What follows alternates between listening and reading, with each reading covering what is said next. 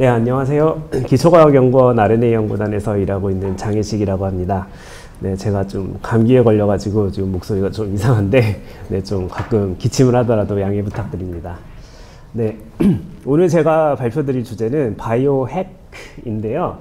바이오 해크는 보통 바이오 해킹이라고 외국에서는 많이 불러요. 근데 한국에서는 보통 IT 쪽 말고 조금만 밖으로 나가도 해킹이라고 하면 굉장히 덜덜덜 하면서 엄청 무서워하는 그런 공감대가 있잖아요. 그래서 저희 바이오 쪽 커뮤니티 분들하고 얘기를 하다 보니까 해킹을 써가지고는 뭐 어디 지원을 받을 수가 없다. 뭐 장소를 빌릴 수도 없고 뭐 사람들도 무서워서 안 올 것이다. 그래서 그걸 좀 순화해가지고 바이오 해크까지만 해서 쓰고 있어요. 그래서 이게 또 어떤 의미가 있냐면 바이오 해킹 커뮤니티랑 메이커 커뮤니티랑 조금 친하게 많이 지내고 있는데요.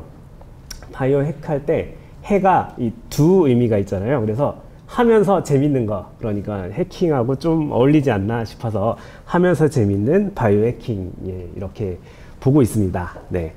그래서 축축한 장난감은 저희가 이제 그 연구실에 개수대가 있어가지고 물이 들어오면 웻랩 아니면 드라이랩 이렇게 부르는데요. 보통 생물학 랩은 다 물이 들어오다 보니까 웻랩이라고 부르고 축축하게라고도 부르죠. 네, 그래서 축축한 장난감들을 오늘 좀 소개를 해드리겠습니다. 네, 우선 바이오 해킹이 왜 재미있는지에 대해서 이 대부분의 분들이 개발자분들이실 텐데요. 네, 저도 옛날에 개발자를 상당히 병역특례 하면서 제법 오래 해서 개발자가 왜 바이오 해킹이 재미있을 것인가, 네, 거기에 대해서 조금 소개를 해드리려고요. 그래서 제 얘기를 조금 할 텐데요. 보통 어릴 때 되게 궁금한 게 가끔 있죠. 근데 요새 같은 경우에는 조금 찾아보면 뭐 위키피디아 같은데 금방 나와가지고 너무 궁금한 것이 몇 개 안 남는 문제가 있는데, 옛날 같은 경우에는 검색할 데가 많이 없어가지고 이 뭔가 궁금한 게 있으면 주변 사람들이 모르면 그 궁금증이 한참 동안 해결이 안 되죠. 그때 제가 어릴 때 되게 궁금했던 것 중에 하나가 항상 이 어릴 때 컴퓨터 학원에 가면 GW 베이직하고 퀵 베이직을 했었는데, 이 항상 소스 코드가 다 보이잖아요. BAS 딱 끝나는 거 소스 코드가 다 보이니까 뭔가 좀 신비감이 없는 거예요.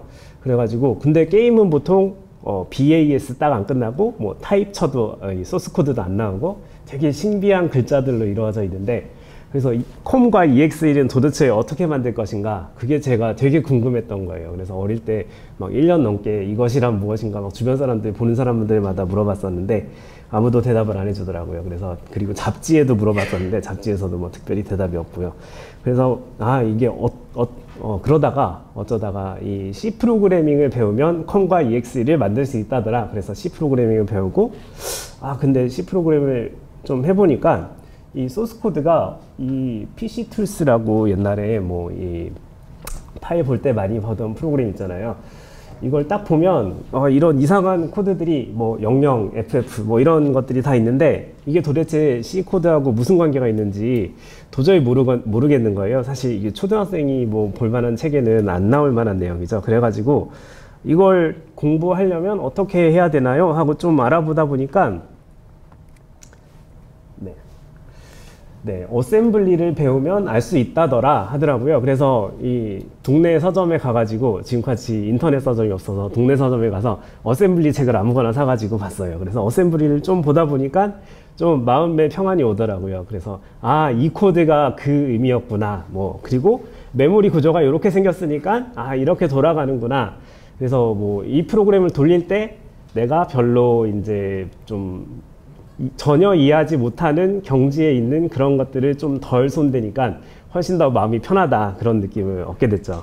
그래서 특히 이 메모리 구조에 대해서는 좀 배우면서 되게 그런 인상을 많이 받았어요. 그래서 되게 기분이 좋아졌었는데, 조금 크다 보니까 컴퓨터는 이게 내가 항상 뭔가 재밌는 것을 많이 하고 있는 그런 대상이지만, 컴퓨터보다 더 시간을 많이 보내고 있는 것은 내가 생물이기 때문에 생물체잖아요. 근데 생물은 이 뭐 간단한 생물체계만 봐도 사람은 DNA가 굉장히 긴 것이 있고, 이 DNA에는 ACGT 밖에 없다더라. 그리고 사람의 유전체는 전체 길이가 ACGT 4 알파벳으로 이루어진 1차원 문자열인데요. 1차원 문자열이 3억 개 정도 쭉 연결돼 있어요.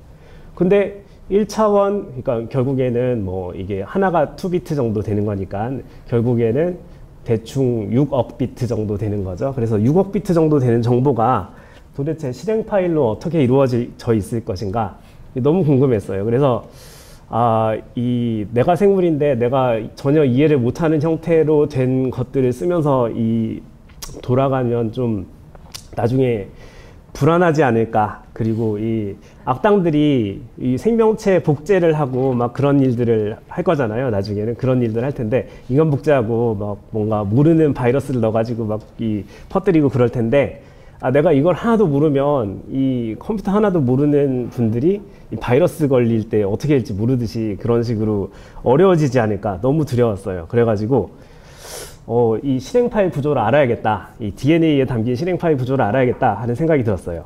그래서 제가 궁금했던 게 DNA 헤더에는 어떤 게 있을까? 헤더면 뭐 버전이 있고 길이가 있고 뭐 최종 수정 날짜 뭐 그런 것들이 있을 수도 있죠. 그리고 문자열 같은 거는 제로 터미네이션 돼 있을까? 아니면 사이즈가 앞에 나오고 그 다음에 그냥 따라 나올까? 이게 너무 궁금했고요. 그 다음에 사이즈 프리피스 같은 게 있을까? 뭐 이런 거. 그리고 상대 주소를 쓸까? 절대 주소를 쓸까? 뭐 이런 거 너무 궁금했어요. 이게 어셈블리에서 항상 좀 이런 게 있잖아요. 그리고 레지스터는 몇 개나 있을까? 그리고 어디가 코드 시작인지 이게 그냥 쭉 3억 비트짜리 정보가 있으면 어디가 시작인지도 모르고 시작을 해야 되잖아요. 그래서 어디가 코드 시작인지는 어떻게 표시를 하나? 이게 잘못 알아보면 어떡하지? 하고 궁금했고 시스크일까? 리스크일까? 이것도 너무 궁금했어요. 네, 그래가지고 이거를 알려면 결국에는 이거는 이미 생물학 하는 사람들이 똑똑하게 이미 옛날부터 다 풀어놓은 거니까 그냥 생물학을 공부하면 되겠다 하고 생물학을 공부하기 시작했습니다. 네, 그래서 지금 그러고서 10년이 지났고요. 그래서 지금의 제가 됐습니다. 네, 그래서 생물학 공부를 했는데 사실 이 컴퓨터를 좋아하는 사람들이 생물학에 관심이 많은 것들이 뭐 제가 특별한 경우는 아니에요. 옛날부터 되게 많았는데요. 뭔가 좀 비슷한 시스템이잖아요. 그래서 옛날에 앨런 튜링, 뭐 이거는 이분은 옛날에 이니그마부터 시작해서 뭐 튜링 머신 여러 가지로 컴퓨터 과학의 아주 아버지격인 분인데 이분도 이 말년에는 이런 연구를 했어요. 케미컬 베이시스 오브 모포제네시스라고 지금 발생 생물학의 아주 효시가 되는 논문인데요. 어떤 생물이 패턴을 이룰 때 그 패턴을 이루려면 어떤 물질이 있어야 되는가에 대해서 전혀 저 당시에는 DNA가 뭔지도 정확하게 잘 모르던 시절인데 그때 이게 있어야지만 생물체가 결국엔 패턴을 이룰 것이다 하고 이렇게 여러 가지를 제안을 했는데 그게 아직까지도 여러 분야에서 통용이 되고 있습니다. 특히 발생생물학과 여러 장기의 모양 형성할 때는 이 앨런 튜링의 말년에 했던 여러 가지 업적들을 그대로 쓰고 있고요. 그리고 클로드 셰넌도 뭐 정보이론의 아버지라고 보통 많이 부르는 클로드 셰넌 같은 경우에도 클로드 셰넌 석사학위 논문은 약간 좀 회로에 대한 거였는데요. 박사학위 논문이 뭐냐 하면 유전학이에요. 이론 유전학에서 엘지브라를 쓰는 방법에 대해서 이런 논문으로 박사학위를 받았습니다. 무려. 그래가지고 이때 이론 유전학의 개념이 제대로 수학적으로 잡혀있지가 않았는데 그런 것들을 제대로 잡아줬던 거를 이제 클로드 셰넌이 PhD를 하면서 했습니다. 네, 그래서 뭐 때문에 이렇게 될 것인가 하는 제일 첫 번째 컴퓨터하고 사람이 비슷한 것은 코드를 쓴다는 건데요. 코드의 가장 큰 특징은 뭐가 그 최종적으로 가지는 의미하고 걔가 실제적으로 물리계에서 코딩되는 형태하고 전혀 다른 게 그냥 매치가 돼 있기 때문에 그렇게 되는 것들이 많잖아요. 예를 들면 X86 어셈블리에서 쓰는 옵코드를 보면 뭐 00이 add일 이유는 전혀 없는데 그냥 00이 add라고 하자라고 해가지고 add가 된 거잖아요. 이런 식으로 쭉 옵코드 코드가 이루어져 있는데 생물체 안에서도 저기 UUU가 PHE라는 개 되라라고 그냥 어쩌다가 정해져 있어가지고 UUU가 PHE가 되도록 돼 있고요. 그리고 옆에 있는 UCU가 SER로 되라.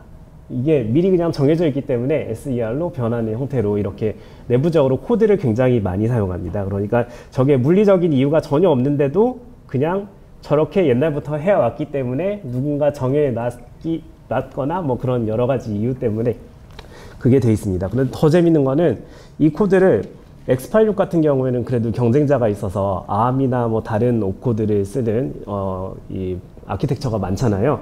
근데 이 제네틱 코드 같은 경우에는 지구상에 살아있는 거의 대부분의 생물체가 똑같은 코드를 써요. 그래서 이게 아주 재밌죠. 네. 조금씩 다른데 뭐 거의 같다고 볼 수 있습니다. 그리고 뭐 또 다른 코드 예시를 보면 이게 트랜스크립션 팩터 바인딩 사이트라고 하는 그 유전자 여러 개를 동시에 탁 켤 때 그 신호인데요. 그러니까 뭐 프로그램이 하나 뜰 때도 동시에 여러 개가 쫙 떠야 되는 경우에 그 모든 거를 한꺼번에 시작하게 하는 매직 커맨드 뭐 이런 격인데요. 여기서도 보면 이게 나노그라는 애를 중간에 있는 나노그라는 애를 보시면 얘는 이 좀 분화가 덜 된 세포, 그러니까 분화가 덜 된 세포는 세포 분열이 결국에는 이 프로세스의 포킹하고 되게 비슷하잖아요. 그래서 포크가 되면서 점점 되게 스페셜라이즈 된 일을 하게 되는데요. 그래서 포킹이 덜 된 상태로 가면 분화가 덜 된 세포하고 되게 비슷한 상태를 가져요. 포킹이 가장 덜 된 프로세스는 0번 프로세스잖아요. 그러니까 유닉스에선 0번 프로세스고 0번 프로세스가 쭉 포킹하면서 그 다음 다른 일들이 일어나는데 나노그는 그런 0번 프로세스와 비슷한 상태를 유지하게 해주는 그런 여러 가지 유전자들을, 그러니까 여러 가지 코드를 동시에 돌아가게 탁 켜주는 역할을 해줍니다. 근데 저게 AC, AA, T, GG 뭐 이런 게 돼야 될 이유가 전혀 없는데 그냥 어쩌다가 보니까 저게 그 기능을 하게 돼서 그냥 그런 코드로서의 역할을 가지게 됐어요. 그래서 여러 가지 이런 게 뭐 컴퓨터하고 상당히 비슷하고요. 그리고 이거는 유전자 회로 중에 하나인데요. 유전자 회로도 이렇게 서로 조절하면서 메시지를 전달하고 데이터를 전달하고 메시지가 가공되고 이런 과정을 거칩니다. 이게 뭐 사실은 그림으로 그려놔서 이렇지 보통 보시는 코드는 이거보다 훨씬 더 복잡하실 텐데요. 뭐 아이다 같은 디스어셈블러로 보놓고 이렇게 딱 보면 아주 뭐 엄청나게 큰 그림이 나오죠. 그래서 이런 복잡한 메시지 전달 체계가 있고, 그리고 또 재밌는 게 상당히 재활용이 많이 돼요. 이 코드를 보시면 그냥 라이브러리로 그냥 갖다 쓰는 경우도 있고, 오픈소스 프로그램을 그냥 소스 코드를 갖다가 복사해 놓고 붙여놓기를 했는데 나중에 기능을 하나 둘 추가하다 보면 원래 프로그램하고 전혀 다른 형태가 됐는데 그 중간중간 단계를 보면 다 뭔가 어정쩡한 단계의 프로그램들이 존재하잖아요. 그리고 뭐 어쩌다 보면 대형 프로젝트 같은 경우에는 이 코드 저 코드 막 똑같은 코드를 갖다 붙여 놓은 게 막 여기저기 존재하기도 하는데, 생명체 같은 경우에는 리팩토링을 굉장히 적게 하는 편이기 때문에 리팩토링 자체가 거의 없어요. 그래서 거의 진화 단계를 보면 지금 한 줄이 한 생명체, 한 생물에서 존재하는 그 단백질 코드인데요. 똑같은 역할을 하는 단백질이 저렇게 여러 군데 복사가 돼가지고 재활용이 되고 있어요. 그래서 코드 재활용이 많고, 재활용할 때마다 조금씩 고쳐서 쓴다는 면에서 상당히 좀 비슷한 측면이 있습니다. 그리고 요거는 조금 생물체가 좀 더 과한 측면이 있는데요. 휴먼 지놈의 전체가 아까 3억 글자 정도 된다고 말씀드렸잖아요. 3억 글자 중에 단백질을 만드는 거, 그러니까 대충 사람이 어떤 기능을 할 것이다 라고 예측하기 쉬운 것들은 1.5%밖에 안 돼요. 나머지는 다 쓰레기입니다. 네, 쓰레기라고 이렇게 많이 초기 사람들은 얘기를 했는데 뭐 실제로는 쓰레기가 아닌 것도 계속 밝혀지고 있죠. 그렇지만 실행 파일 보면 뭐 스트립하기 전 실행 코드 같은 경우에는 되게 쓰레기로 가득 차 있잖아요. 그걸 열심히 스트립을 하면 많이 줄어들긴 하지만 그런 식으로 해서 뭐 저런 쓸데없는 것도 많이 들어가고, 그리고 프로그램에서 되게 오래된 코드, 되게 오래된 함수인데 이게 도대체 왜 있는지 모르는 함수인데 제거하면 뭐 컴파일 안 되고 제거하면 막 프로그램 죽어버리는 경우도 생기잖아요. 그래서 사람에서도 똑같이 그런 경우가 있어요. 그래서 그냥 뭐 하는지도 몰라가지고 없애보면 막 죽어요. 막 그래가지고 그런 유전자들도 남아있고 그런 코드도 남아있고 그렇습니다. 그런 면에서도 상당히 코드 시스템을 쓰는 뭔가 체계로서 비슷한 점이 있습니다. 그래서 생명체를 연구한다는 게 결국에는 어떤 거랑 비슷하냐 하면 리버스 엔지니어링인데요. 보통 프로그램 연구할 때는 코드가 대체로 있잖아요. 코드 없는 거를 굳이 뭐 볼 필요가 없는 경우가 많은데요. 그래서 코드를 보고 연구를 하면 되는데, 생명체는 소스 코드가 없어요. 소스 코드를 누가 안 만들어 놨기 때문에 그냥 바이너리 코드가 스스로 막 바뀌어서 진화된 형태이기 때문에 소스 코드가 없고 그냥 바이너리 파일만 떨렁 있고 디컴파일도 거의 불가능한 상태의 바이너리를 보고 이게 무슨 역할을 하는가, 어떤 코드가 누구를 호출하는가, 어떤 메모리가 어디 가서 쓰이는가 뭐 이런 거를 연구하는 게 결국에 생물학하고 아주 비슷합니다. 거의 대부분의 생물학이 이런 체계로 요새 연구가 되고 있고요. 그래서 한 글자를 바꿔봤더니 아 얘가 죽더라 그러면 아 좋은 논문을 쓰고 졸업할 수 있겠다 뭐 이런 거를 할 수가 있죠. 그리고 뭐 열심히 해서 몇 글자를 바꿔봤는데 하나도 안 죽고 얘가 멀쩡하더라 그러면 얘가 죽는 조건을 찾아야 돼요. 뭐 그런 추위에도 보내보고 밥을 좀 굶겨보고 뭐 간헐적 단식도 시켜보고 뭐 여러 가지를 해보면서 뭐 여러 가지 찾는 과정이 있는데 생물 연구는 결국에 바이너리 코드를 보는 리버스 엔지니어링하고 매우 비슷한 측면이 많습니다. 그런데 제가 이제 뒷부분에서 소개시켜드릴 내용은 생물학적인 기본 단어가 몇 개 좀 알아둬야 되는 게 있어가지고 이게 제가 의도치 않게 좀 생물학 강의 조금 해야 되는데요. 아주 짧게 금방 지나가겠습니다. 네, 그래서 DNA는 이렇게 저렇게 꼬여있는 예쁜 모양으로 꼬여있지만 실제로는 그냥 저걸 정보의 양으로 보면 그냥 1차원 문자열인데 알파벳이 4개밖에 안 되는 거다라고 보실 수 있어요. ACGT밖에 없어서 실제로 인코딩 할 때도 압축할 때는 그냥 2비트 인코딩을 해서 2비트 인코딩을 압축하는 경우도 있어요. 그래서 그런 경우로 하는 경우도 많고요. 그래서 ACGT가 이렇게 두 개가 페어링을 해서 이렇게 쭉 이루어지는데 그냥 뭐 페어링까지는 오늘은 전혀 사실 이해하실 필요가 없고 그냥 1차원이다. 1차원 문자열이다만 아시면 됩니다. 네, 그리고 DNA가 있고 DNA가 나중에 실제로 뭔가 일을 하기는 굉장히 어렵기 때문에 일을 할 때는 단백질이 됩니다. 네, 단백질 거의 대부분의 일하는 분자는 단백질인데요. 단백질도 사실은 알파벳이 20개인 그냥 1차원 문자열입니다. 네, 그냥 26개가 아니라 20개인데요.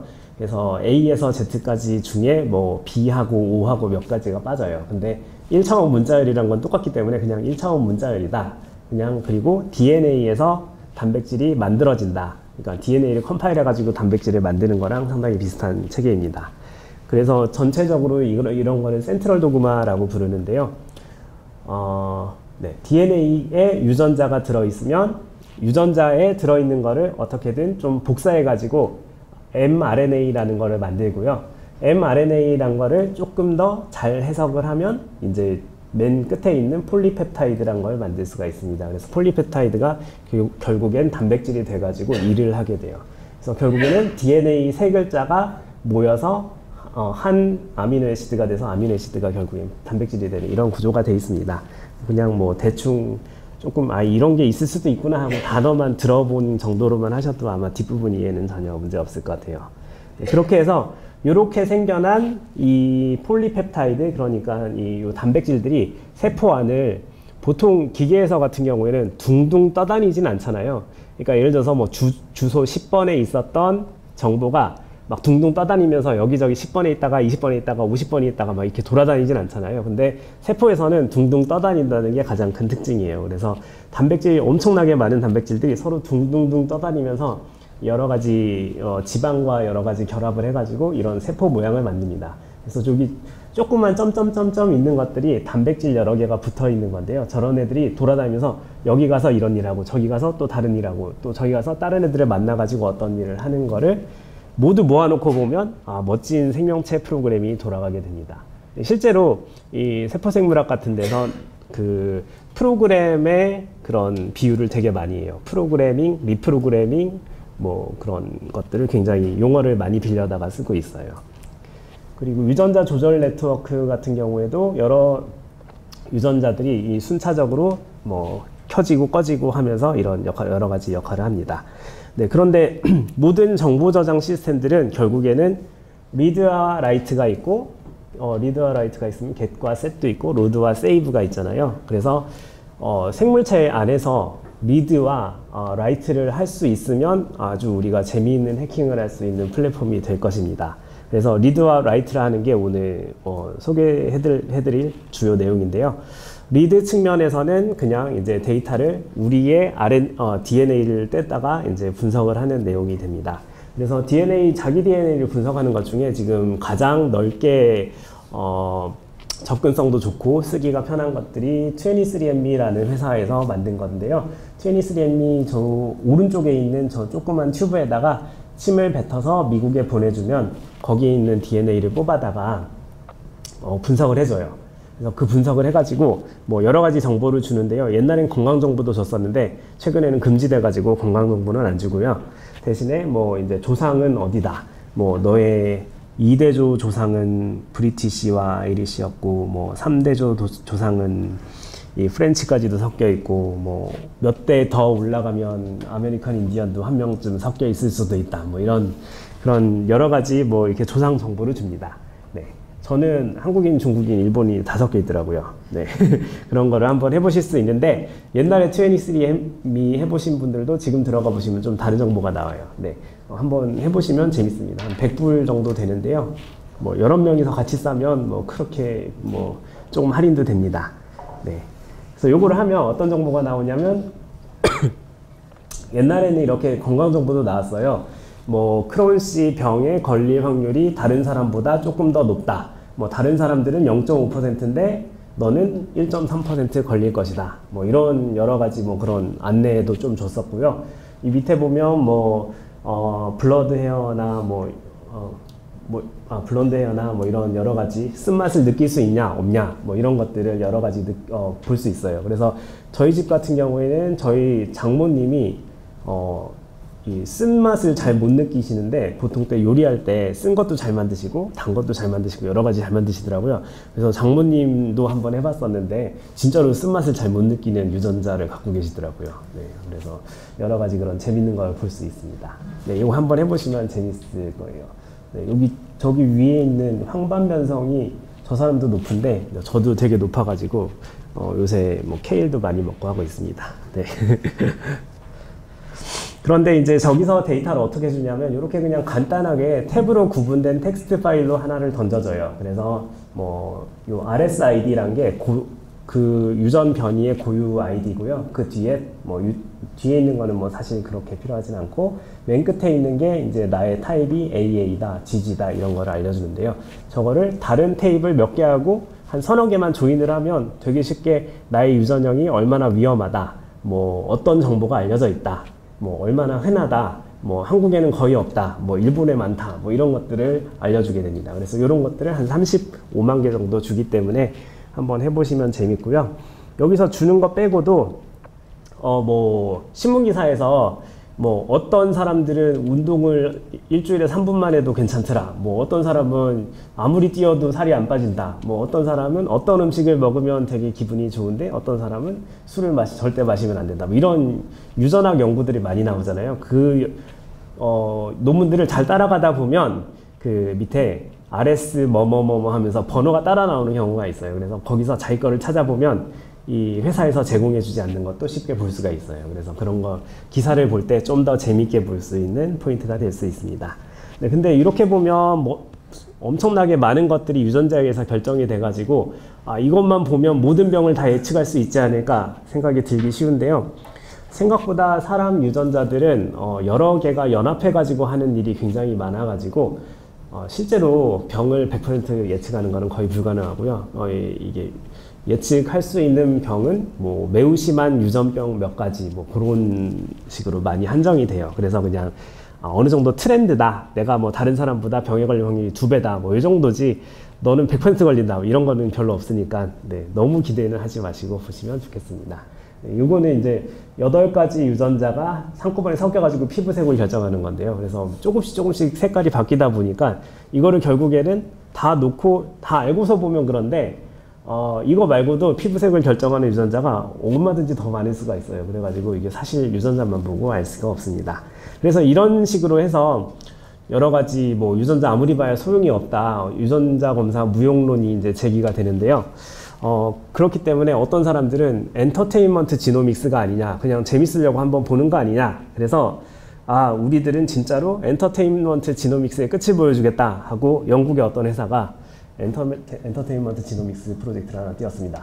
말마이트라고 이 한국의 원기소라고 혹시 드셔보셨는지 모르겠는데, 원기소라고 그 효모 가지고 만든 분말 이상한 이 냄새 나는 거 있잖아요.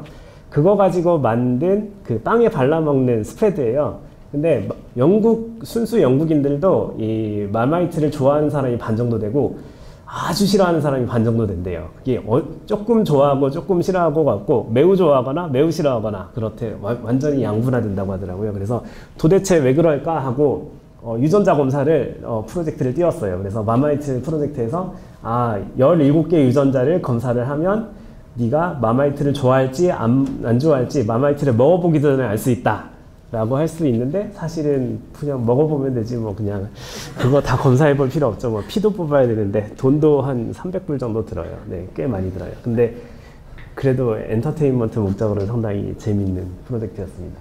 네. 그래도 유전자에서 좋아하고 안 좋아하는 거가 결정이 되니까 다른 사람한테 좀 나는 이거 싫어하는 게 유전적으로 그래, 그러면 좀 더 용서가 될 수도 있겠죠. 네. 네, 그래서 이제 이런 검사들을 리드 측면에서 뭐 실제 생활에 적용해 볼 만한 게 요새는 제일 쉬운 게 NIPT 또는 NIPT라고 부르는 검사가 있는데요. 산전 검사예요. 이거를 제가 작년에 했었는데요. 이거는 보통 산전 검사를 10주 정도부터 많이 시작을 하는데요. 10주 정도의 아기가 굉장히 작아서 잘 안 보여요. 잘 안 보이기 때문에 검사를 많이 할 수가 없는데, 그래서 검사가 되게 침습적이 되거나 막 그런 경우가 많아요. 근데 이제 그때 조금 더 정보를 많이 얻어내려면 쓸 수 있는 방법이 뭘까 하고 과학자들이 많은 연구를 하다가 그냥 엄마 피를 뽑으면 엄마 피를 가지고 애를 검사할 수 있다는 정보를 알아냈어요. 엄마 피에 떠다니는 DNA에 그냥 둥둥 떠다니는 DNA 한 10% 정도가 애기 DNA라는 걸 발견을 했거든요.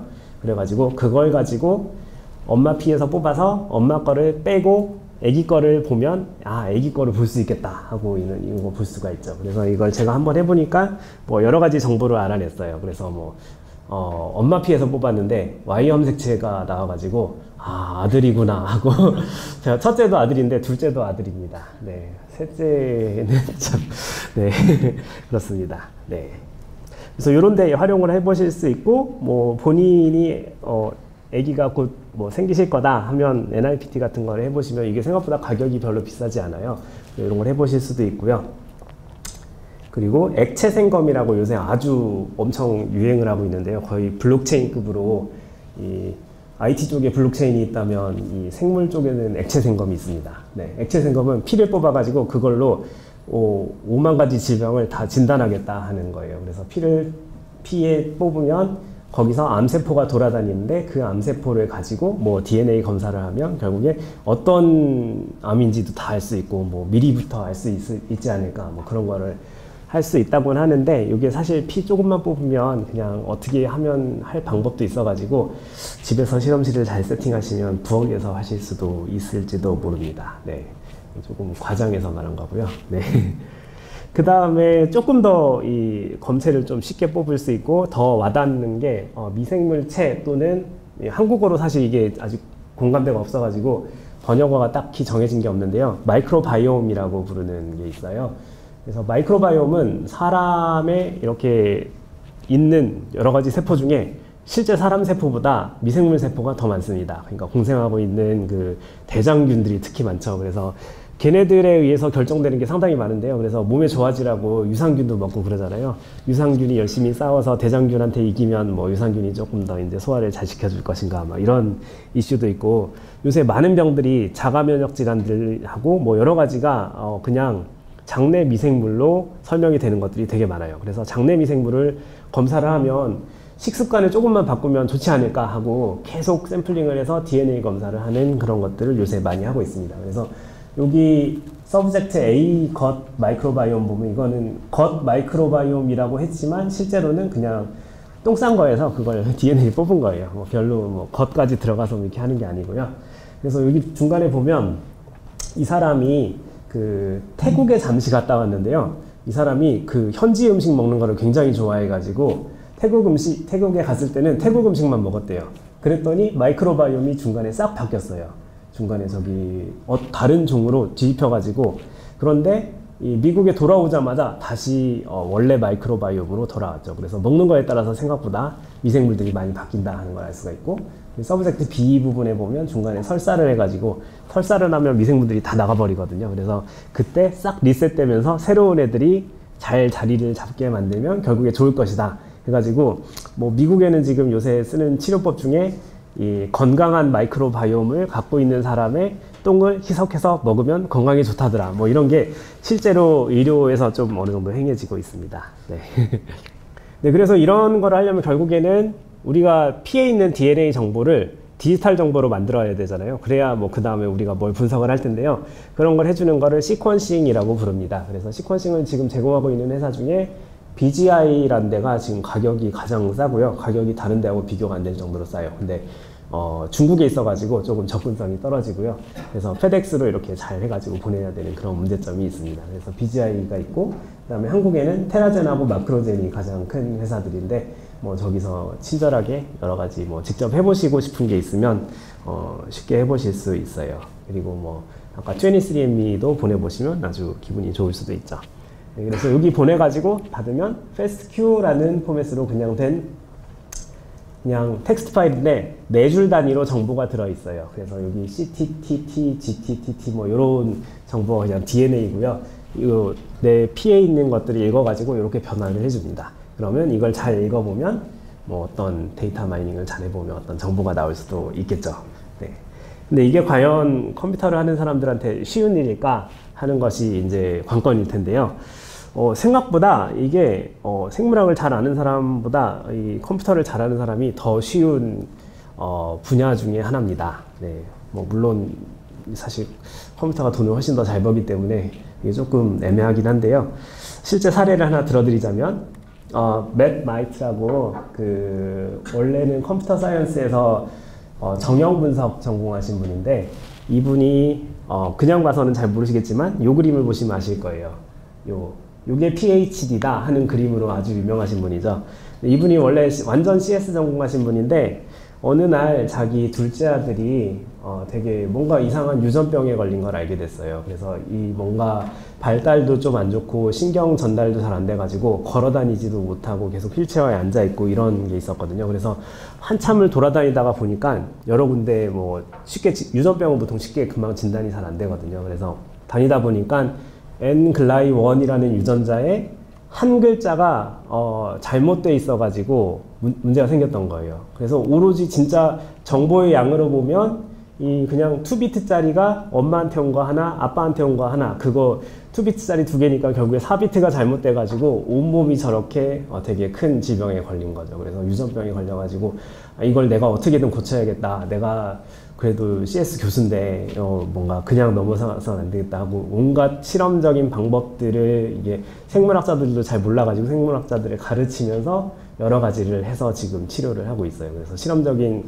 유전자 치료법 같은 것들을 많이 도입해가지고 시도를 해보고 있습니다. 그래서 결국에는 이분이 막 의대 교수도 됐고요. 그리고 오바마 대통령 시절에 그 대통령 과학기술자문위원단에도 들어가서 이 정밀의료에 대해서 많이 조언을 하고 있어요. 그래서 정밀의료계의 가장 탑스타격인 분입니다. 네. 근데 원래는 스태틱 어널리시스 전공이라서 논문은 아직도 그쪽으로 쓰시더라고요. 네.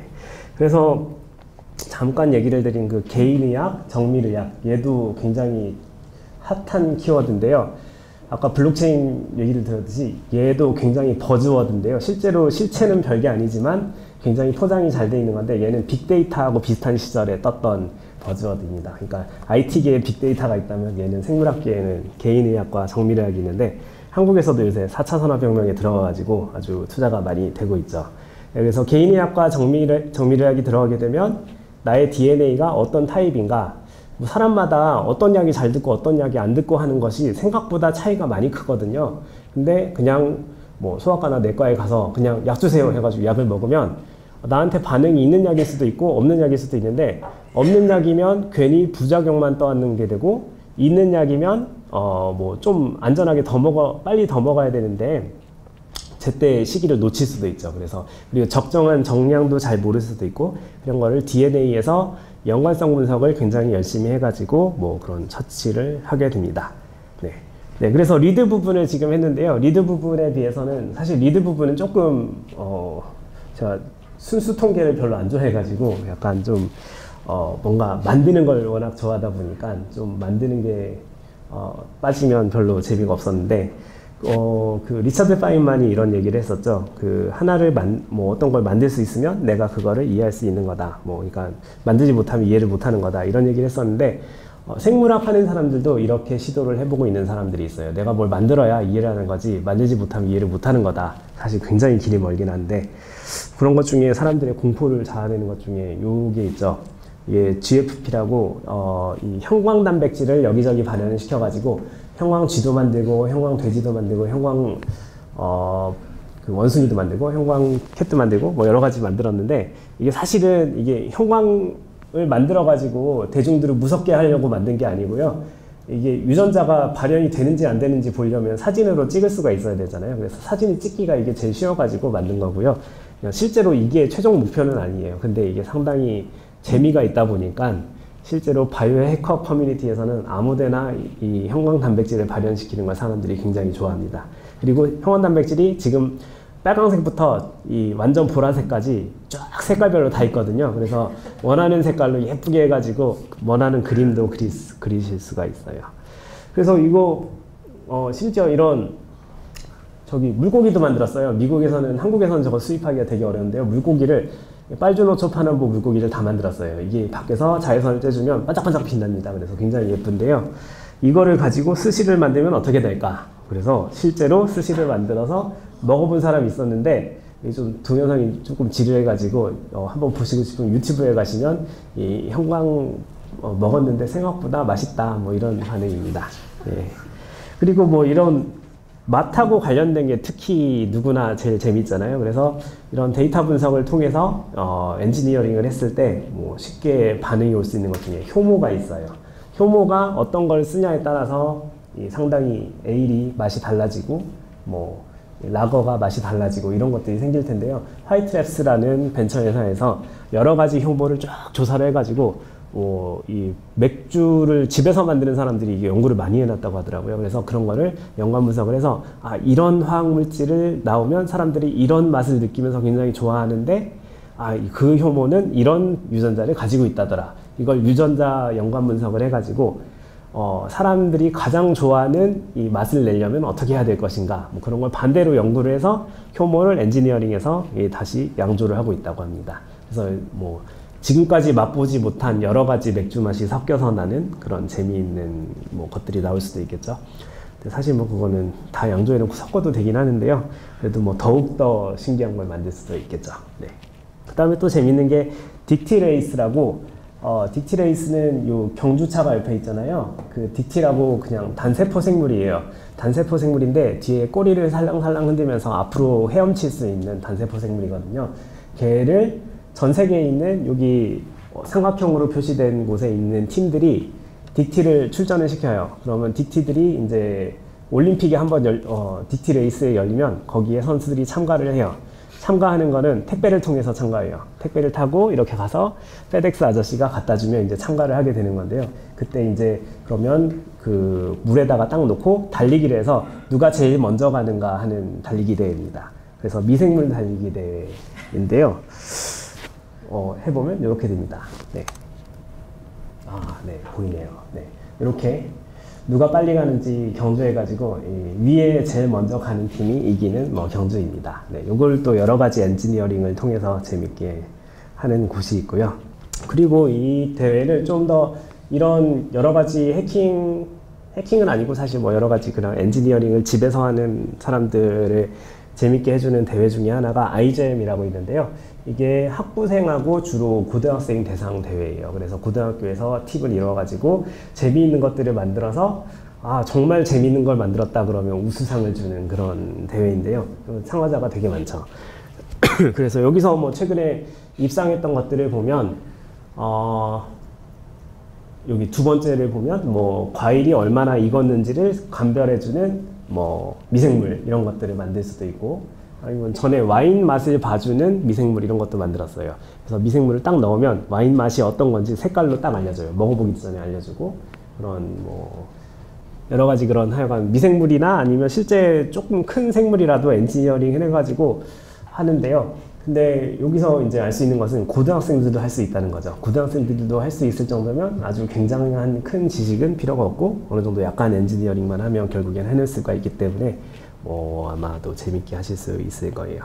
네, 그래서 이런 것들을 자꾸 하다 보면 뭐가 제일 중요해지냐면 그 단백질이 둥둥 떠다닌다고 말씀드렸잖아요. 그리고 DNA는 상당히 좀 구조가 애매한 구조인데요. 이 딱 접혀 있는 구조가 아니기 때문에, 그렇기 때문에 결국에는 이 재활용할 수 있는, 재사용할 수 있는, 교체할 수 있는 부품으로 만드는 게 제일 좋아요. 그래서 결국에는 전자제품 산업이 이렇게 발전한 게 전자 부품들이 상당히 발전했기 때문이잖아요.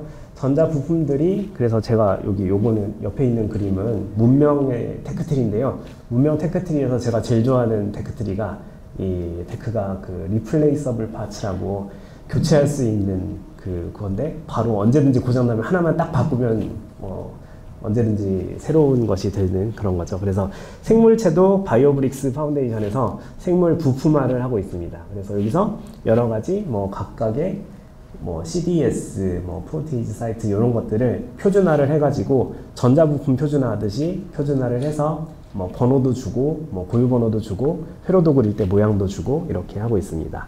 그리고 이제 이런 플랫폼을 만들려면 아주 누구나 쉽게 쓸 수 있는 엔지니어링이 쉬운 플랫폼이 나오면 좋죠. 그러니까 결국엔 개인용 PC 시장에 IBM PC 같은 것이 나와야 되는데, 그래서 IBM PC가 여기 얼마 전에 등장을 했어요. 신테틱 이스트 2.0이라고 원래 효모에서 쓸데없는 부분을 다 제거하고 필요 있는 부분만 남겨놓고 필요 있는 부분도 언제든지 교체하기 쉽게, 엔지니어링 하기 쉽게, 고등학생들도 쉽게 할 수 있도록 다 교체해 놓은 아주 바닥부터 새로 만든 이스트입니다. 그래서 실제로 양조도 할 수 있고 빵도 구울 수 있지만 언제든지 엔지니어링 할 수 있기 때문에 뭐든 사실 앞으로 3.0, 4.0이 나오면 점점 더 쉬워지겠죠. 그래서 이런 것도 만들고 있고요. 이런 거를 해가지고 사람들이 달성하고 싶은 그런 목적들을 보면, 이게 아편의 생합성 경로인데요. 아편이 마약으로도 쓰이지만 의학적으로도 쓰이거든요. 그래서 여기선 공식적으로는 그쪽으로 쓰려고 하고 있습니다. 네. 아편이 실제로 만들려면 얘를 양귀비꽃을 다 키워가지고 거기서 정제하려면 되게 어렵거든요. 그리고 근데 그 규제도 상당히 어렵고, 그래서 그거를 아예 미생물에다 넣어가지고 그냥 술에다 넣고 키우면 이건 술 만들듯이 설탕에다 넣고 키우면 아편이 돼서 막 나오는 거예요. 그래서 그거를 요 사람이 실제로 다 만들었습니다. 거기에 필요한 거를 모두 부품을 다 집어넣어서 거의 오픈소스 프로그램들 모아놓고 한 패키지로 만든 격인데요. 이게 사실 다른 생물체에 다 있는 거거든요. 그래서 그거 다 모아놓고 패키징을 했더니 아편이 나오더라. 그래서 여기는 이 랩에는 항상 FBI 요원이 상주하고 있죠. 네. 실제로 상주하고 있어요. 네. 그리고 이 사람도 상당히 재밌는 일을 많이 하는데요. 이 사람은 여기에 밑에 있는 요 누런 게 미생물이 대장균이 쫙 깔려 있어요. 근데 대장균이 약간 시각 반응을 해가지고 그림을 보여주면 그대로 따라해요. 그래서 요 위에 있는 저 수박 그림을 보여줬더니 이 수박 그림을 따라하고 있는 거예요. 그리고 아인슈타인을 보여주면 아인슈타인을 따라하고 있고 이런 거를 재미있게 했는데, 이것도 집에서 해보면 상당히 재밌다고 합니다. 집에서도 해본 사람들이 생각보다 좀 있더라고요. 그리고 이런 정보를 저장할 수 있는 기계면 동영상도 저장을 할 수 있어야 되겠죠. 네, 그래서 동영상 저장을 하는 거를 실제로 이 조지 처치라는 사람이 했어요. 이 유명한 그림이죠. 이게 요게 최초의 영화라고 불리는 요 말 달리는 그림을 이스트에다 집어넣어가지고 그 이스트를 복제만 하면 내가 동영상을 누구에게나 복사를 해줄 수가 있어요.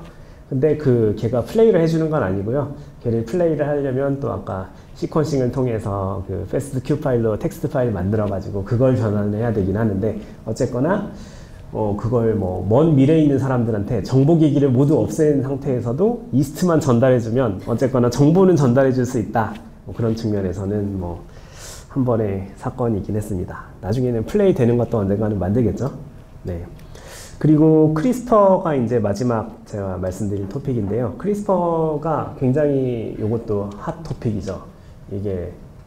이것도 빅데이터하고 비슷한 시기에 아주 핫 키워드가 되는데요. 이건 지금도 계속 진행 중이에요. 그래서 크리스퍼의 장점은 우리가 DNA를 마음대로 편집을 할 때 그냥 보통 코드에서는 주소 몇 번 어디서부터 어디까지 찾아가지고 딱 교체해라 이러면 되게 쉬운데, DNA는 그게 조금 어려운 게요. 주소 체계가 없어요. 그래서 그냥 얘가 어떤 패턴을 찾아가지고 패턴을 바꾸는 거랑 되게 비슷하거든요. 근데 퍼펙트 매치도 좀 어렵고 되게 좀 뭘 하려고 해도 다 어려워요.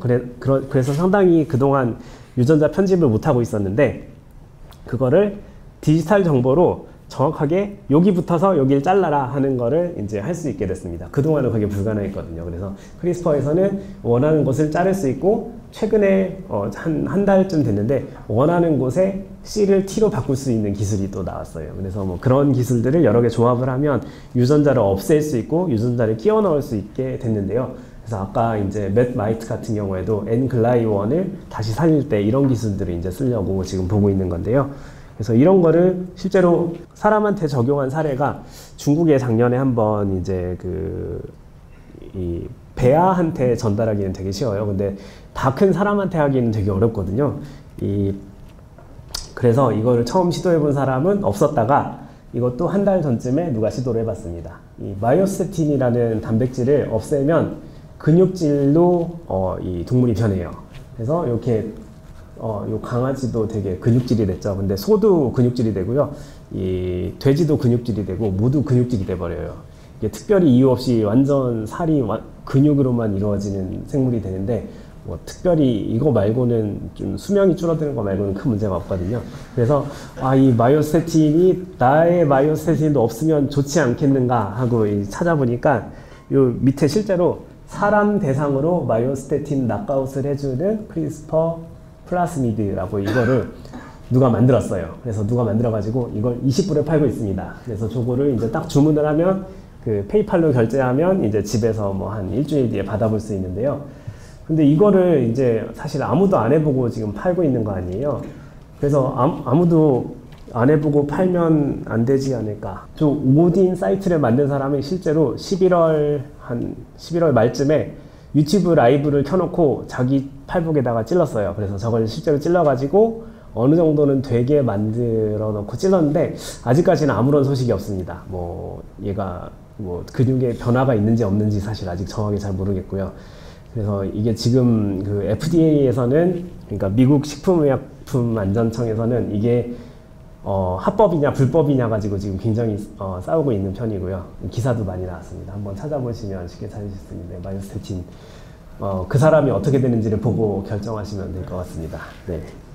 그래서 이제 이런 바이오해킹을 너무 지금까지는 이제 좀 딴 나라 얘기를 많이 했는데요. 실제로 우리 집에서 할 수 있을 것인가, 우리 집 부엌에서 DNA를 만들고 붙이고 할 수 있을 것인가 생각해보면 생각보다 그렇게 어렵지 않아요. 네, 실험실에서 하는 것도 다 인터넷으로 주문해서 택배를 받고 있거든요. 그래서 택배로 집으로 배송을 해줍니다. 그래서 요 바이오니아라는 회사가 DNA, RNA를 만들어주는데요. 한국에 뭐 바이오니아 말고도 코스모도 있고 뭐 여러 가지 회사가 있는데, 그런 데다가 인터넷으로 들어가서 여기 그냥 텍스트 창에다가 다다다 치면 그대로 만들어가지고 다음날 갖다 줘요.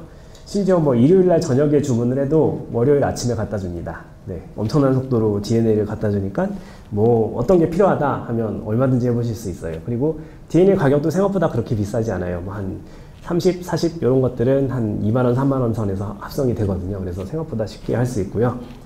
그리고 DNA 조그만 거만 합성해서 뭐 하냐, 이제 유전자 단위로 합성을 해보자. 유전자 단위로 내가 마음껏 설계를 해서 디자인을 해서 만들어 보고 싶다 그러면 이 유전자 합성을 하면 되는데, 유전자 합성은 아까 그 회사에서도 해주고 뭐 젠스크립트라고 외국 회사인데요, 여기서도 해주는데요. 대체로 이것도 뭐 유전자 합성도 뭐 싼 거는 80만원, 뭐 비싼 거는 한 1000만원, 2000만원 정도 수준에서 한 달 내로 보통 해줍니다. 네, 유전자 합성도 제법 설계를 열심히 하면 되게 신기한 걸 많이 만들 수가 있어요. 나의 마이오스테틴을 없애면서 그 부분에 형광색으로 빛나게 할 수도 있고요. 예를 들면 형광색으로 빛나는 뭐 나의 기분을 알려주는 뭐 이런 LED 디스플레이를 실제로 생물학적으로 만든다, 뭐 이런 것도 할 수가 있겠죠. 뭐 당장 해보고 싶진 않지만. 네. 그리고 화학물질 실험할 때 여러 가지 화학물질이 필요한데요. 네, 화학물질들도 쉽게 시그마 알드리치라던가 화학물질 파는 회사들이 또 몇 군데가 있어요. 거기도 주문을 하면 생각보다 비싸지 않은 가격으로 뭐 택배비 공짜로 해줍니다. 네, 여러 개 주문하면 특히 뭐 공짜로 해줍니다. 영업사원이 올 수도 있어요. 네, 그런 걸 할 수가 있고요. 그래서 뭐 여러 가지 시약들이 다 준비가 됐는데, 이제 뭐 키보드와 마우스 역할을 하는 파이펫 이런 것들은 어떻게 구하냐? 그것도 뭐 쉽게 구할 수가 있습니다. 이렇게 아까 그 자기 팔에 찌른 사람이 거기에 필요한 거를 다 합쳐서 키트로 만들어서 올려놨어요. 그래서 여기서 사가지고 쓰셔도 되고요. 사실은 요 브릭하고 뭐 몇 개 사이트에 가시면 이 문을 닫는 실험실들이 요새 많아요. 은퇴하시는 교수님들 랩에서 나오는 그런 중고 물품들이 많아가지고 그런 거 쓰면 제법 이거보다 훨씬 싼 가격에 이 실험실을 집에다가 꾸밀 수가 있습니다. 근데 이런 거에 다 있어도 내가 어떻게 하는지 모르면 결국에는 소용이 없잖아요.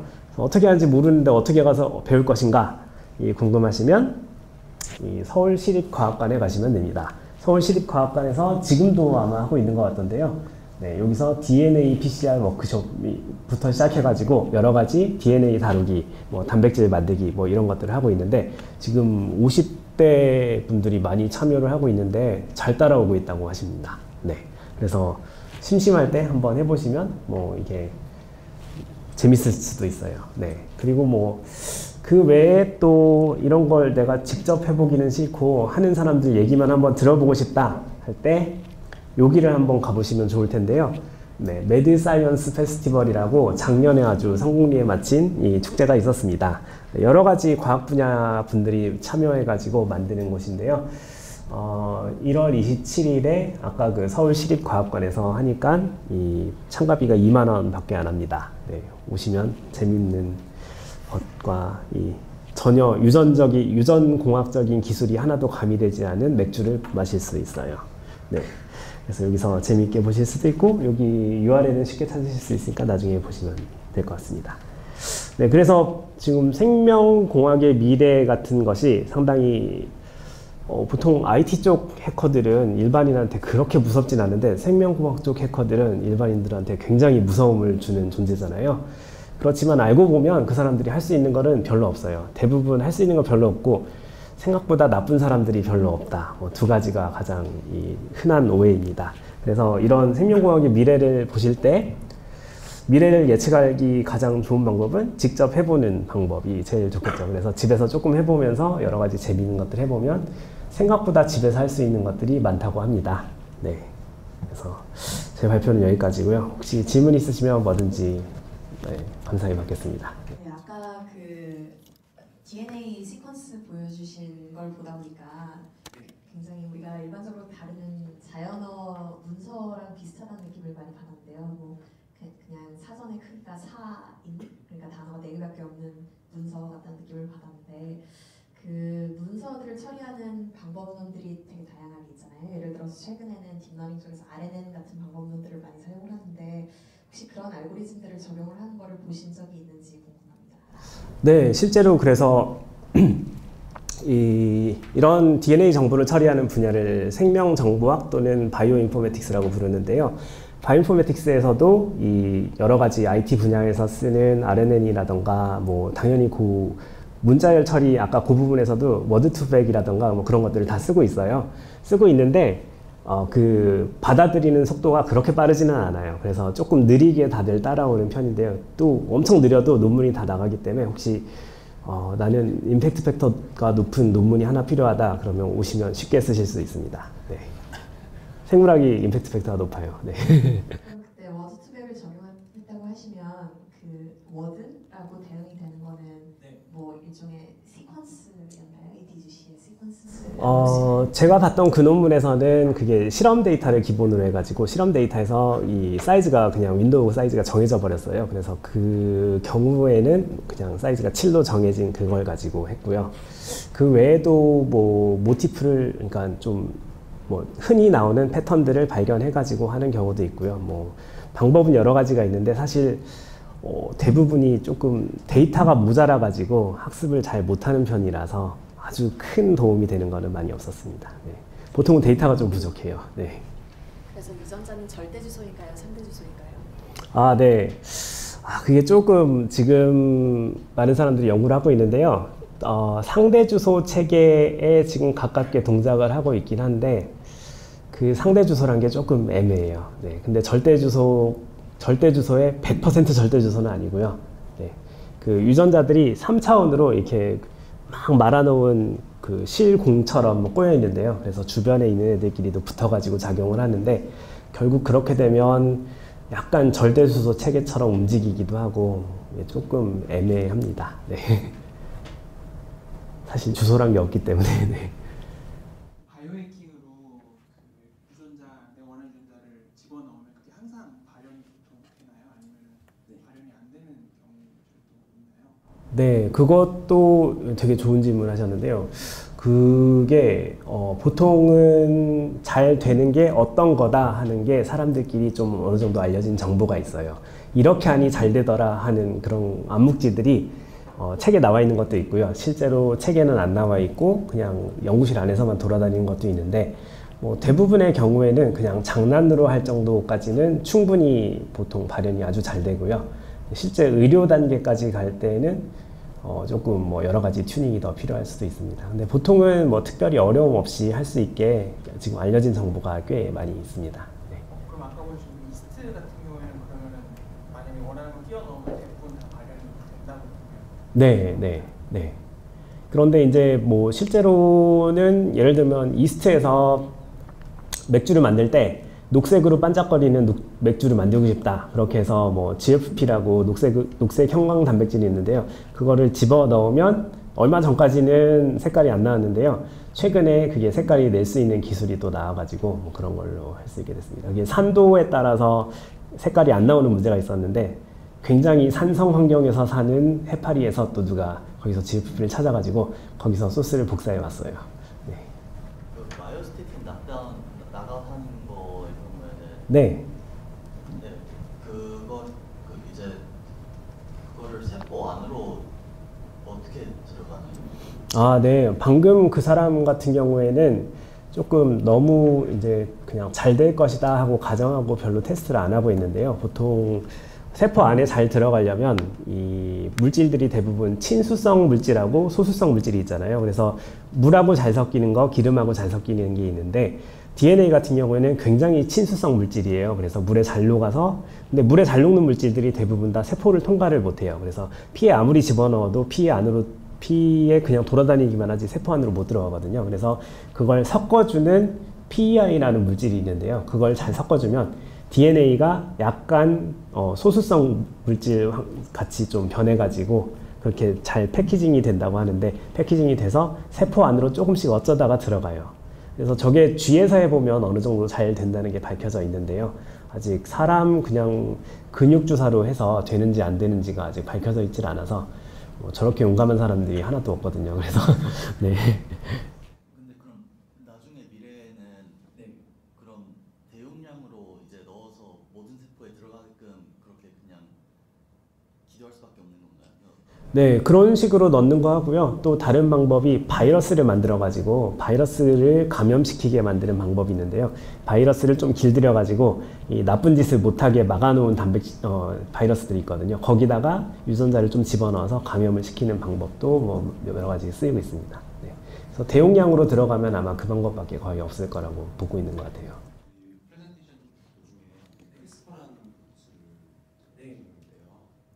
그거가 이제 어떤 유전자 조작을 하기 위해서는 정확한 위치를 찾아야 되는데, 이 위치 찾는 게 지금 말씀하셨다시피 절대 질소가 있는 것도 아니고 상대 질소가 있는 것도 아니고 되게 애매한 그런 건데, 원하는 그 유전자를 정확하게 교체하기 위해서는 위치를 찾아야 되잖아요. 어떻게 찾는지 제가 좀 궁금해요. 네, 그 찾는 게 정말 재미있는 분야인데요. 그 DNA하고 RNA는 서로 상보결합이라고 A는 T하고 붙고 G는 C하고 붙고 이렇게 서로 짝을 맞춰서 붙거든요.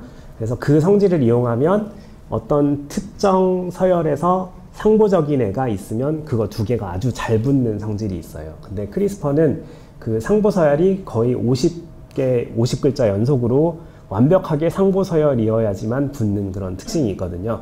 그렇게 해서 조금 틀리면 별로 역할을 못하기 때문에 퍼펙트 매치를 결국에 지놈 어딘가에 있다고 치고 둥둥 떠다니다가 찾는 식으로 찾습니다. 그래서 스캔 나가면서 계속 찾는 건가요? 정확하게는 스캔까지는 조금 애매하고요. 그냥 랜덤하게 움직이다가 붙는 형태로 보통 됩니다. 스캔하면 조금 더 빨라야 되는데 그 정도 빠르지 못하고요. 그래서 이게 되게 재밌는 이슈인데요.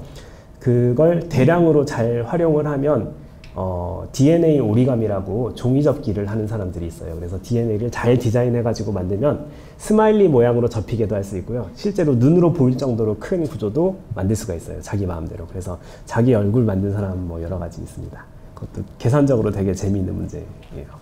그래서 그걸 이용해서 뭐 트래블링 세일즈맨 프로블럼을 풀 수 있다고 하는 사람들도 한 10년 전쯤에 있었는데요. 요새는 아무도 그렇게는 안 하더라고요. 생명을 다루다 보니까 약간 윤리적인 문제가 있을 것 같은데 그런 거 이게 어떻게 대처하는지 궁금하고 GMO 식품 같은 거를 어떻게 생각하시는지 궁금합니다. 네. 생명윤리에 대해서는 지금 어느 정도 가이드라인이 잘 잡혀 있어가지고 그냥 가이드라인을 따르면 되게 돼 있는데요. 연구소에서 연구할 때는 척추동물 이상은 모두 미리 윤리위원회 심의를 받게 돼 있어요. 그래서 윤리위원회에다가 내가 이런 실험을 할 테니까 허락을 해달라. 뭐 그렇게 하면 그걸 허락을 해주면 이제 그걸 실험을 할 수 있게 되는데 그 실험을 하면 허락만 떨어지면 사실 허락이 좀 잘 나는 편인데요. 허락만 떨어지면 거의 면죄부를 주듯이 그 사람의 책임은 없어지게 돼요. 기관 책임으로 넘어가기 때문에 상당히 실험하는 사람이 별로 부담이 없고요. 그래서 집에서 할 때는 그런 윤리위원회 심의를 받기가 어렵기 때문에 웬만하면 척추동물 이상은 말고 척추동물 아래쪽으로 해야 되는데요. 척추동물 중에 사람에 제일 가까운 동물은 참고로 성게가 제일 가깝습니다. 그래서 성게 가지고 하시면 되고요. 아니면 효모도 뭐 재밌으니까 효모나 초파리 이런 것도 많이 쓰거든요. 그리고 예쁜 꼬마 선충이라고 걔도 엔지니어링에서 되게 많이 씁니다. 그래서 그런 것들로 하시면 되고요. 네. 그리고 GMO 같은 경우에는 GMO가 대표적으로 업계 과학자들과 이 업계 과학자가 아닌 사람들의 의견이 가장 많이 갈리는 이슈 중에 하나인데요. 보통은 GMO 그러면 되게 무서운 것처럼 많이 보는데 사실은 생물학자들이 그 정도로 별로 위대한 걸 만들 만큼 그렇게 능력이 없거든요. 그러니까 능력이 없다기보다는 그게 심의를 통과할 수 있을 정도로 하려면 확실히 알고 있는 거 아니면 넣기가 되게 어려워요. 그래서 확실한 걸 다 집어넣고 나면 기능이 별로 많이 없기 때문에 파급 효과도 그렇게 뭐 많지 않은 경우가 많거든요. 그래서 물론 라운드업 레디 콩이라고 그거는 사실 환경에 미치는 요인이 좀 있어가지고 이슈가 되긴 하는데 사람한테 위협을 줄 정도의 GMO는 사실상 굉장히 기대하기 어렵다고 볼 수 있을 것 같아요. 최근에도 예를 들면 뭐 연어 같은 경우에 연어가 좀 더 이제 그 고기가 많이 나오게 엔지니어링한 연어가 캐나다에서 허용이 됐고요. 그리고 비타민 A가 많은 쌀도 뉴질랜드에서 최근에 허가가 됐어요.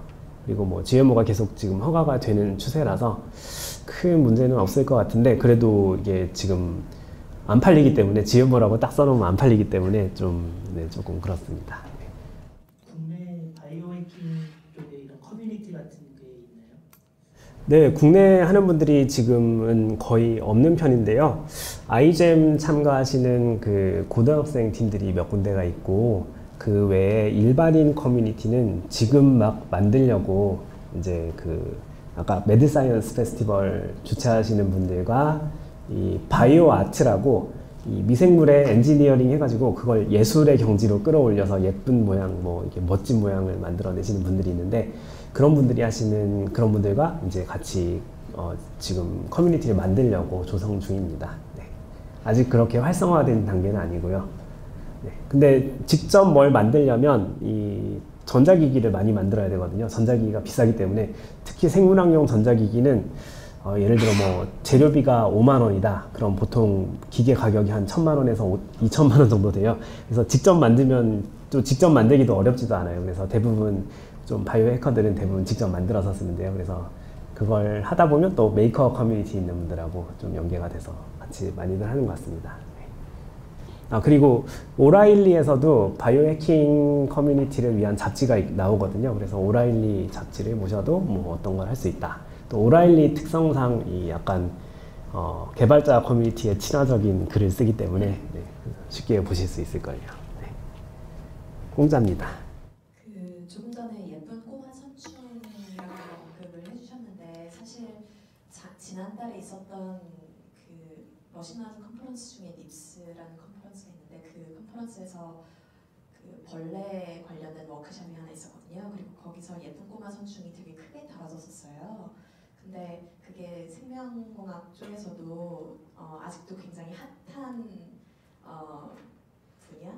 네, 대상인지 혹은 넥스트 스텝이 있는지 궁금합니다. 예쁜 꼬마 선충은 사실 응용 쪽에서 그렇게 선호하는 거는 아니고요. 근데 그걸 가지고 생물학 연구를 할 때 굉장히 연구하기가 좋아요. 예쁜 꼬마 선충이 정확하게 플랜이 다 알려져 있는 거의 유일한 거거든요. 그래서 단세포 시기부터 시작해서 최종적으로 930개 세포던가 그 온몸에 세포가 930개밖에 없어요. 930개가 되는데 뭐에서 뭐가 두 개로 쪼개지고 뭐에서 뭐가 두 개로 쪼개지고 이 과정이 다 알려져 있어요. 그리고 뉴런이 300개인가 되는데요. 그 어떤 뉴런하고 다 붙어 있는지 그 구조까지도 다 알려져 있거든요. 그렇기 때문에 뇌 연구하시는 분들도 상당히 연구하기가 좋고, 그리고 다른 세포의 다른 부분 연구하시는 분들 연구하기가 좋아가지고 보통 많이들 쓰시는 편이고요. 이게 알고 하는 거랑 모르는 거하고 상당히 차이가 크니까요. 근데 뭐 아마 제가 알기로는 응용 쪽에서는 아마 용도가 그렇게 많지는 않을 것 같아요. 네. 아마 선충류 중에 그 기생충들이 좀 있어가지고 걔네들에 대항하는 방법을 연구할 때 뭐 그 정도. 네. 아마 전공하시는 분들이 보면 또 다른 용도가 있을 수도 있는데요. 네. 제가 알기로는 그렇습니다. 네, 감사합니다. 네.